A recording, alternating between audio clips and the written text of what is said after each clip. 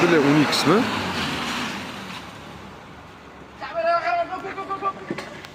Jonim, agar siz mana shunaqa komfortli yurishni xohlaydigan bo'lsangiz, sizga propan taklif qilamiz. Kameraga qirib keling. Mana ahamiyat berib qo'ying. Propanda turibdi mashinamiz, yubilerniy uстановка bo'lingan va ideal hol. Kapot ochib yuboring bitta. Xo'p, pat kapot ovosini tanishtirib boradigan bo'lsak, ochib yuboring kapotni. Xo'p, bu avtomobilga eng zo'r tushadigan Alex nano bloklardan foydalanganmiz. Qaytarib o'tamiz, nano bloki bo'ladimi, bundan boshqasi bo'ladimi? Agar to'g'ri uстановка qilmagan bo'lsa, mashina yaxshi ishlamaydi. Даже benzinda bunda turgani yo'q edi. Aka, mana xolis gapiring, boya kelgan vaqtida benzinni og'zgacha qaltirayotganmidi?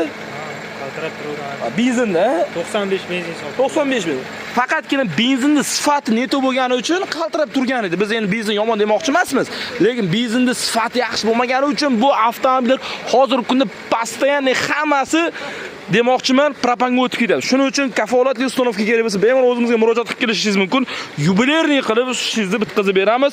Bu videoni 12 yoki trekkeri borlarga yuborib qo'ying, maksimum obuna bo'ling, maksimum yuborib obuna bo'ling. Sifatli xizmat kerak bo'lsa 24 ga yetdi. Kelish tavsiya beramizmi aka? Albatta. Tanlovda adashmaymiz, obuna bo'ling.